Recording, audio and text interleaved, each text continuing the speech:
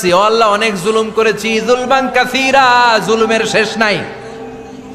ওয়ালা ইয়াগফিরু যুনুবা ইল্লা আনতা, আপনি ছাড়া এই জুলুম আর পাপ ক্ষমা করার কেউ নাই।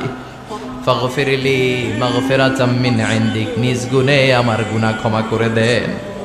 আবার বিশ্বনবী বললেন, যত ইস্তেগফার আছে সব ইস্তেগফারের সেরা সর্বশ্রেষ্ঠ ইস্তেগফারের নাম সাইয়্যিদুল ইস্তেগফার।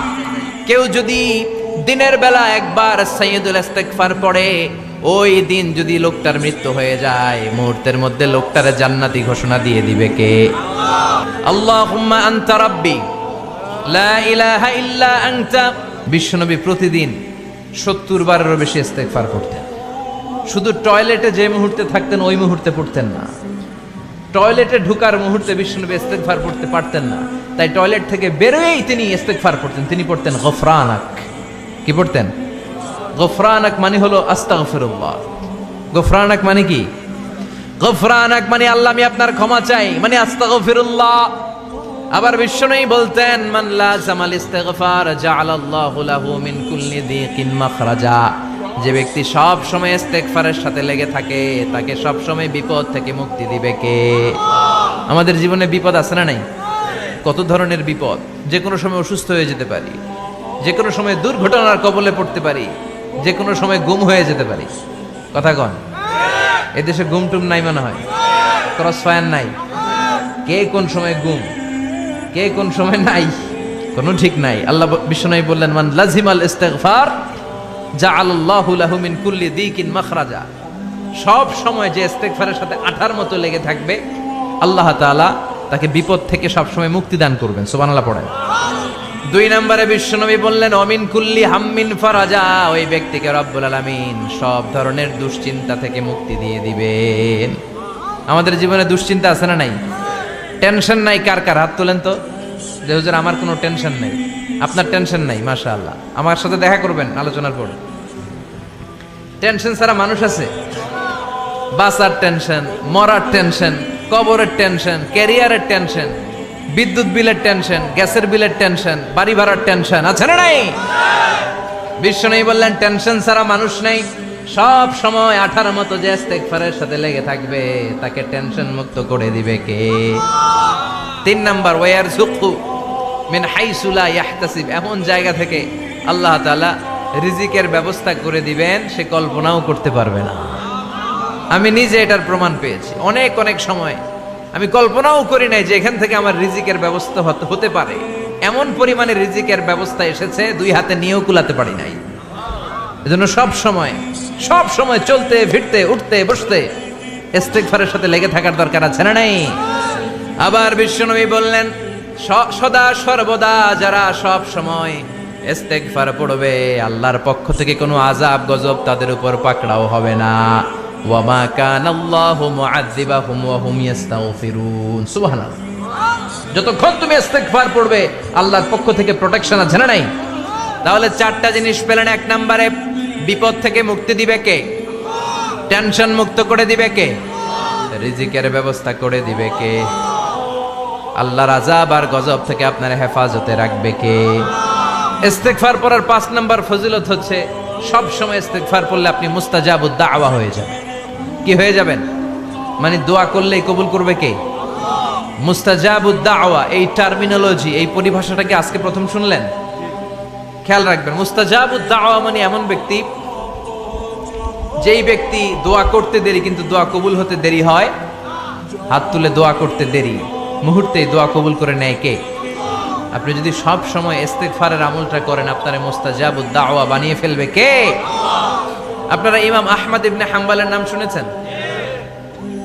আমাদের ইসলামে 4টা মাযহাবের প্র্যাকটিস আছে, অনুশীলন। হানাফি, শাফিঈ, মালিকি। 4 নাম্বারটা কথা কন।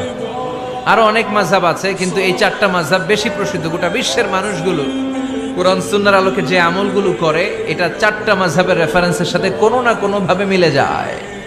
এটার প্রথমটা হচ্ছে হানাফি, দ্বিতীয়টা শাফিঈ, তৃতীয়টা 4 নম্বরটা সবাই বলেন কি নাম? হাম্বলি। ইমাম আহমদ ইবনে হাম্বল এই মাযহাবের ধারক, বাহক, প্রতিষ্ঠাতা। তিনি ছিলেন জগৎ বিখ্যাত মুহাদ্দিস। ওনার পুরো জীবনটা উনি হাদিস সংগ্রহের কাজে ব্যয় করেছেন এবং একক স্বতন্ত্র হাদিসের গ্রন্থ হিসেবে পৃথিবীর সবচাইতে বড় যে হাদিসের কিতাব ওইটার নাম হচ্ছে মুসনাদে আহমদ ইবনে হাম্বল। যারা আলেম ওলামা আছেন জানেন না, মুসনাদে আহমদ ইবনে হাম্বল, এটার মধ্যে প্রায় 40,000 হাদিসের কম্পাইলেশন আছে। সুবহানাল্লাহ বাড়িতে গিয়ে বললেন, এত বিশাল হাদিসের গ্রন্থের রচয়িতা। ওনার শেষ জীবনে উনি হাদিস সংগ্রহের জন্য সফর করতেন। শীতের এক রাতে তিনি সফরে বেরিয়েছেন। এক মসজিদে মাগরিব আর এশার সালাত পড়ে তিনি ভাবলেন ফজরের সালাত এই মসজিদে পড়ে সকালবেলা বেরোবো, যেহেতু বাইরে শীত, কই আর যাব। ব্যাগ থেকে কাঁথা বের করে হাদিস পড়তে শুরু করেছেন আর ভাবলেন হাদিস পড়তে পড়তেই রাতটা কাটিয়ে দিব।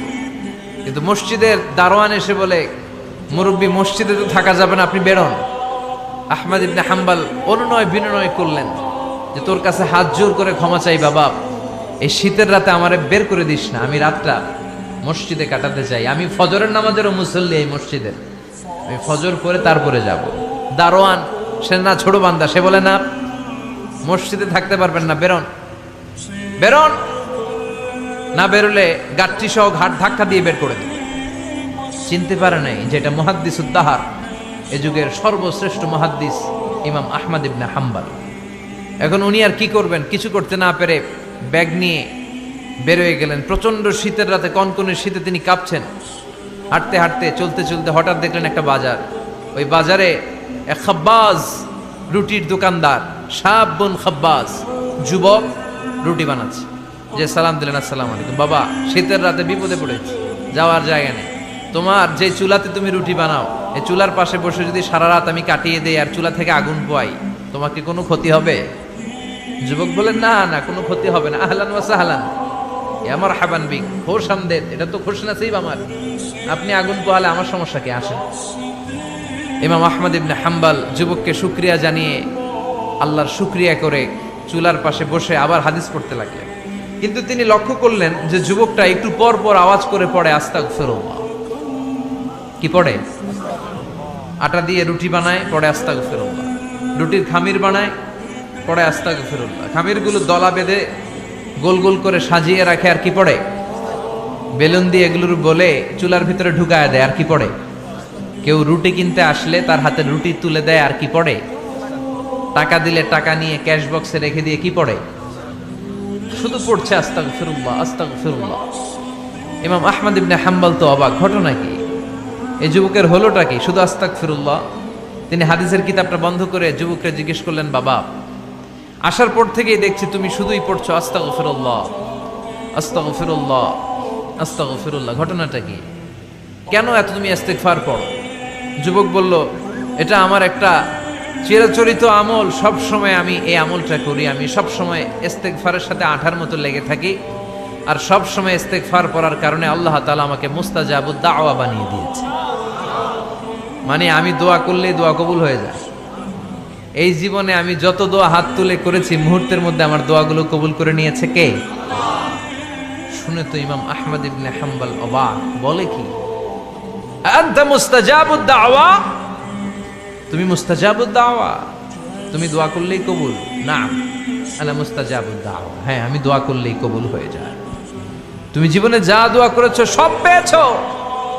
হ্যাঁ, আমি জীবনে যা দোয়া করেছি আমি সব পেয়েছি, সব দোয়া কবুল হয়েছে আমার জীবনে, শুধু একটা দোয়া ছাড়া। ইমাম আহমদ ইবনে হাম্বলের কৌতূহল আরো বেড়ে গেল।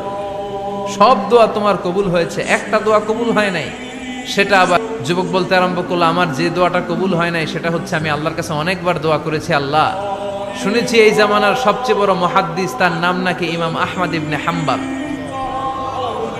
আল্লাহ তোমার কাছে আমার আকুতি, তোমার কাছে আমার মিনতি, আমি যেন এত বড় মুহাদ্দিসের হাতে হাত রেখে মুসাফা করতে পারি আর তার কপালে একটা চুমু দিতে পারি। আমার এই দোয়াটা আজও কবুল হয় নাই। আজও আল্লাহ তাআলা এই দোয়াটা কেন যে কবুল করে না আমি জানি না। এই কথা শুনে ইমাম আহমদ ইবনে হাম্বল আবেগপ্রবণ হয়ে গেলেন, আর নিজেকে ধরে রাখতে পারলেন না, চোখের পানি ছেড়ে দিলেন আর বললেন, ইয়া শাব, হে যুবক, আহমদ ইবনে হাম্বলের সাথে দেখা করার জন্য তোমার আহমদ ইবনে হাম্বলের দরবারে যাওয়ার দরকার নাই, তোমার এই দোয়াটাও আল্লাহ কবুল করে নিয়েছে। আহমদ ইবনে হাম্বল দেখা দেওয়ার জন্য তোমার দরবারে ছুটে এসেছে। আনা আহমদ ইবনে হাম্বল মুহাদ্দিসুদ দাহর, আমি হচ্ছে আহমদ ইবনে হাম্বল। যুবকও নিজেকে ধরে রাখতে পারে না, চোখের পানি ছেড়ে দিয়ে ওই যুগের সবচাইতে বড় মুহাদ্দিসকে জড়িয়ে ধরে হাতের মধ্যে হাত রেখে মুসাফা করে আহমদ ইবনে হাম্বলের কপালে চুমুকে দেয়। আর আহমদ ইবনে হাম্বলের কাছে দোয়া চেয়ে বলল, ও ইমাম, রব্বুল আলামিন আমার জীবনের কোন দোয়া আজকে আর বাকি রেখে দেন নাই। এই যে দোয়াটা বাকি ছিল, এই দোয়াটাও আল্লাহ কবুল করে নিয়েছে। এই দোয়াটাও কবুল, মুস্তাজাবুদ দাওয়া। আপনি সবসময় যদি ইস্তিগফারের সাথে আঠার মতো লেগে থাকতে পারেন, আপনি দোয়া করা মাত্র দোয়া কবুল করে নেবে কে? এজন্য সব সময় অবসরে বসে আছেন, বাস স্টেশনে বসে আছেন, সিএনজিতে চড়ে এক জায়গা থেকে আরেক জায়গায় যাচ্ছেন, বিছানায় শুয়ে আছেন, পড়বেন আস্তাগফিরুল্লাহ। কি পড়বেন? প্রাণ খুলে মন থেকে আওয়াজ করে সবাই পড়েন আস্তাগফিরুল্লাহ। আবারও পড়েন আস্তাগফিরুল্লাহ, চিল্লায় পড়েন আস্তাগফিরুল্লাহ। বিশ্বনবী ইস্তিগফারের অনেকগুলো আলফাজ শিখিয়েছেন, সবচেয়ে সহজ যেটা শিখিয়েছেন সেটার নাম হলো আস্তাগফিরুল্লাহ। বিশ্বনবী জামাতে সালাত শেষে সালাম ফিরিয়ে আওয়াজ করে পড়তেন আল্লাহু আকবার, তারপরে 3 বার পড়তেন আস্তাগফিরুল্লাহ আস্তাগফিরুল্লাহ আস্তাগফিরুল্লাহ। পড়ার দরকার আছে না নাই? পড়তে রাজি আছেন তো? সালাম ফেরানোর পরে কি পড়বেন? নাকি দোয়া করার জন্য পাগল হয়ে যাবেন? আল্লাহুম্মা আমিন ইয়া আরহামার রাহিমিন, আছে না নাই? পাগল হয়ে যায় দোয়া করার জন্য, কিন্তু তাসবিহগুলো পড়তে চায় না। বিশ্বনবী লম্বা তাসবিহ পড়তেন, সালাম ফেরানোর পরেই আস্তাগফিরুল্লাহ। পড়তে রাজি আছেন? আবার বিশ্বনবী বললেন, যে ব্যক্তি পড়বে আস্তাগফিরুল্লাহ আল্লাযী লা ইলাহা ইল্লা হুয়াল হাইয়ুল কাইয়্যুম ওয়া আতুবু ইলাইহি, যুদ্ধের ময়দান থেকে যদি কেউ পালিয়ে যায় তার কোনো মাফ নাই। এটা অনেক বড় কবিরা গুনাহ। তাওয়াল্লি মিন ইয়াউমিজ যাহফ, যুদ্ধের ময়দান থেকে পালালে ওর কোনো মাফ নাই। বিশ্বনবী বলেন, যুদ্ধের ময়দান থেকে পালিয়ে এসেছে কোনো মুসলিম সৈনিক, সেও যদি এই আস্তাগফিরুল্লাহ আল্লাযী লা ইলাহা ইল্লা হুয়াল হাইয়ুল কাইয়্যুম ওয়া আতুবু ইলাইহি মন থেকে পড়ে, তার জীবনের গুনাহ আল্লাহ মাফ করে দিবেন। আবার সাইয়েদনা আবু বকর, সহিহ বুখারীর বর্ণনা, বিশ্বনবীরে বললেন, ইয়া রাসূলুল্লাহ আল্লিমনি দুআআন আদউ বিহি ফি সালাতি। ও নবী, আপনি আমারে এমন একটা দোয়া শিক্ষা দেন যেই দোয়াটা আমি নামাজের মধ্যে করব। বিশ্বনবী বললেন, তুমি নামাজের মধ্যে পড়ো, আল্লাহুম্মা ইন্নী যালামতু নাফসি যুলমান কাসীরা ওয়া লা ইয়াগফিরুয যুনুবা ইল্লা আনতা ফাগফিরলি মাগফিরাতাম মিন ইনদিকা ইন্নাকা আনতাল গফুরুর রহিম। সুবহানাল্লাহ। এটারে আমরা বলি দোয়ায়ে মাসুরা, এটাও একটা ইস্তিগফার। যেখানেই ক্ষমা চাওয়ার কথা আছে ওইটাই ইস্তিগফার। বুঝতে পেরেছেন? আল্লাহুম্মা ইন্নী যালামতু নাফসি, ও আল্লাহ অনেক জুলুম করেছি, যুলমান কাসীরা, জুলুমের শেষ নাই। ওয়ালা ইয়াগফিরুয যুনুবা ইল্লা আনতা, আপনি ছাড়া এই জুলুম আর পাপ ক্ষমা করার কেউ নাই। ফাগফিরলি মাগফিরাতাম মিন ইনদিক, নিজ গুণে আমার গুনাহ ক্ষমা করে দেন। ওয়ালা ইয়াগফিরুয যুনুবা ইল্লা আনতা, আপনি ছাড়া গুনাহ ক্ষমা করার দ্বিতীয় কেউ নাই। আমাদের পাপ ক্ষমা করার আর কোনো সত্তা আছে? চিল্লায় বলেন আছে? আবার বিশ্বনবী বললেন, যত ইস্তিগফার আছে সব ইস্তিগফারের সেরা সর্বশ্রেষ্ঠ ইস্তিগফারের নাম সাইয়্যিদুল ইস্তিগফার। কি নাম? সহিহ বুখারীর বর্ণনা, শাদ্দাদ ইবনে আউস রাদিয়াল্লাহু তাআলা আনহু বর্ণনা করে বলেন, কেউ যদি দিনের বেলা একবার সাইয়্যিদুল ইস্তিগফার পড়ে, ওই দিন যদি লোকটার মৃত্যু হয়ে যায়, মুহূর্তের মধ্যে লোকটারে জান্নাতি ঘোষণা দিয়ে দিবে কে? রাত্রি বেলা যদি কেউ সাইয়্যিদুল ইস্তিগফার একবার পড়ে, ওই রাতে ইন্তেকাল হলে তার জীবনের সব গুনাহ মাফ করে দিয়ে ওই লোকটারেও জান্নাতি করে দিবে কে? দিনে যদি সাইয়্যিদুল ইস্তিগফার একবার পড়েন, ওই দিনে ইন্তেকাল করলে আপনি জান্নাতি। রাতে যদি সাইয়্যিদুল ইস্তিগফার কেউ পড়েন, ওই রাতে ইন্তেকাল হলে আপনি জান্নাতি। এটা সহিহ বুখারীর বর্ণনা। সব ইস্তিগফারের রাজা, শ্রেষ্ঠ ইস্তিগফার। মুখস্থ আছে না? কার কার মুখস্থ আছে? হাত তুলেন। সাইয়্যিদুল ইস্তিগফার মুখস্থ আছে কার? মাশাআল্লাহ, তাবারাকাল্লাহ। এটা আপনাদের বাড়ির কাজ দিলাম।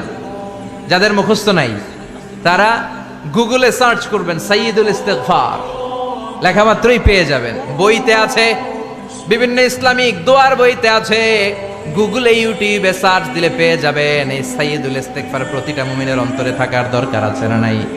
আল্লাহুম্মা আনতা রাব্বি লা ইলাহা ইল্লা আনতা খলাকতানি ওয়া আনা আবদুক ওয়া আনা আলা আহদিকা ওয়া ওয়া'দিকা মাস্তাতা'তু আউযু বিকা মিন শাররি মা সানা'তু আবুউ লাকা বিনি'মাতিকা আলাইয়া ওয়া আবুউ লাকা বিযামবি ফাগফির লি ফাইন্নাহু লা ইয়াগফিরুয যুনুবা ইল্লা আনতা। সুবহানাল্লাহ পড়েন। এটার নাম সাইয়্যিদুল ইস্তিগফার। এটার নাম কি? কত হাবিজাবি দোয়া যে বানায় বানায় পড়ে তার শেষ নাই। বিশ্বনবী যে দোয়াগুলো শিখাইয়া দিলেন, এগুলো পড়তে সালাত শেষে 1 ঘন্টা সময় লাগবে আপনার। 1 ঘন্টার আগে মুসল্লা থেকে ওঠার কোনো সুযোগ নাই। চিল্লায় বলেন ঠিক কিনা? বিশ্বনবী সালাম ফিরিয়ে আওয়াজ করে পড়তেন আল্লাহু আকবার, 3 বার পড়তেন আস্তাগফিরুল্লাহ, 33 বার সুবহানাল্লাহ, 33 বার আলহামদুলিল্লাহ, 33 বার আল্লাহু আকবার। এরপরে পড়তেন লা ইলাহা ইল্লাল্লাহু ওয়াহদাহু লা শারীকা লা লাহুল মুলকু ওয়া লাহুল হামদু ওয়া হুয়া আলা কুল্লি শাইইন কাদির। সুবহানাল্লাহ পড়েন। একবার আয়াতুল কুরসি পড়তেন। মান খারাব আয়াতুল কুরসি দুবুরা কুল্লি সালাতিন মাকতুবাতিন লাম ইয়ামনাহু মিন দুখুলিল জান্নাতি ইল্লাল মাউত। আয়াতুল কুরসি মুখস্থ না সবার? প্রত্যেক ফরজ সালাতের পরে কেউ যদি একবার আয়াতুল কুরসি পড়ে, তার জান্নাতে ঢুকার ক্ষেত্রে আর কোনো বাধা নাই, একটা জিনিস ছাড়া, সেটা হলো মরণ, মৃত্যু। লোকটা মরে না তাই জান্নাতে যায় না, মরলেই জান্নাতি। আয়াতুল কুরসি পড়বেন তো? সালাত শেষে বিশ্বনবী বলতেন আল্লাহুম্মা ইন্না নাসআলুকাল হুদা ওয়াত তুকা ওয়াল আফাফা ওয়াল গিনা আল্লাহুম্মা আ'ইন্না আলা যিকরিকা ওয়া শুকরিকা ওয়া হুসনি ইবাদাতিক আল্লাহুম্মা লা মানিআ লিমা আ'তাইতা ওয়া লা মু'তিয়া লিমা মানআতা ওয়া লা ইয়ানফা'ু যাল জাদ্দি মিনকাল জাদ আল্লাহুম্মা হাব্বিব ইলাইনাল ঈমান ওয়া যায়্যিনহু ফি কুলুবিনা وكره إلينا الكفر والفسوق والعصيان وجعلنا من الراشدين। সুবহানাল্লাহ পড়ে। অভাব নাই, সহি দোয়ার অভাব নাই। এগুলো ধুইয়া বানায় বানায় আন্দাজে মান্দাজে দোয়া কালাম পড়ে। এজন্য মাসনুন যে দোয়াগুলো আছে এগুলো পড়বেন তো? সাইয়্যিদুল ইস্তিগফার মুখস্থ করবেন? কথা দিছেন তো? কথা দিছেন? কারা কারা মুখস্থ করবেন হাত তুলে আমারেন আল্লাহর দেখান। রাজি আছেন মুসলমান? আল্লাহ সবাইকে কবুল করুন। আমরা পড়ি আমিন। আবার আল্লাহ বললেন ওয়াল মুস্তাগফিরিনা বিল আসহার, ওয়াল মুস্তাগফিরিনা বিল আসহার। আমার প্রিয় বান্দারা শেষ রাতে চোখের পানি ছেড়ে তাহাজ্জুদের নামাজে যায়, নামাজ ভিজায়, আর শেষ রাতে ইস্তেগফার পড়ে, ঠিক কিনা? তাহাজ্জুদের যায় নামাজে মরণ দিও প্রভু আমায়, একামতে দিনের কাজে কবুল করে নিও আমায়। তাহাজ্জুদের যায় নামাজে মরণ দিও প্রভু আমায়, একামতে দিনের কাজে কবুল করে নিও আমায়। সুবহানাল্লাহ পড়ে। যেই নবীর কোনো পাপ নাই, যেই নবীর কোনো অন্যায় হয় নাই, গুনাহ হয় না, ওই নবীকেও আল্লাহ ইস্তিগফার করার অর্ডার করেছেন। রব্বুল আলামিন বলেন ফাসাব্বিহ বিহামদি রাব্বিকা ওয়াস্তাগফিরহু ইন্নাহু কানা তাওয়াবা। ফাসাব্বিহ, নবী তাসবিহ পড়েন, বিহামদি রাব্বিকা, রবের নামে, রবের প্রশংসার তাসবিহ পড়েন, ওয়াস্তাগফিরহু, তার কাছে ক্ষমা চান, ইস্তিগফার পড়েন। ওয়াস্তাগফিরহু, ফাসাব্বিহ বিহামদি রাব্বিকা ওয়াস্তাগফিরহু। নবী আপনি ইস্তিগফার পড়েন। যে নবীর কোনো গুনাহ নাই, ওই নবীকে যদি আল্লাহ ইস্তিগফার পড়ার অর্ডার করতে পারেন, আমাদের ইস্তিগফার পড়ার দরকার আছে না নাই? প্রতিদিন কম করে 100 বার ইস্তিগফার করব। কয়বার? চিল্লায় বলেন কয়বার? আওয়াজ করে সবাই আবার পড়েন আস্তাগফিরুল্লাহ, আর জোরে পড়েন আস্তাগফিরুল্লাহ। এজন্য পাপ হোক, অন্যায় হোক, শয়তানের ওয়াসওয়াসায় পড়ে নামাজ ছেড়ে দিয়েছি, মিথ্যা কথা বলেছি, আব্বা আম্মার সাথে বেয়াদবি করেছি, জুলুম করেছি, মুহূর্তেই চোখের পানি ছেড়ে 2 রাকাত নামাজ পড়ে তওবা করে ইস্তিগফার পড়ে ক্ষমা চাইবো কার কাছে? চিল্লায় বলেন কার কাছে? এগুলো হচ্ছে মুমিনের হাতিয়ার। এই তাওবা, এই ইস্তিগফার, this is the weapon of believers. এগুলো বিশ্বাসীদের হাতিয়ার। তলোয়ার, ড্রোন হামলা, মিসাইল, AK-47 এগুলো আমাদের হাতিয়ার নয়। আমাদের আসল হাতিয়ার হচ্ছে তওবা, আমাদের আসল হাতিয়ার হচ্ছে ইস্তিগফার।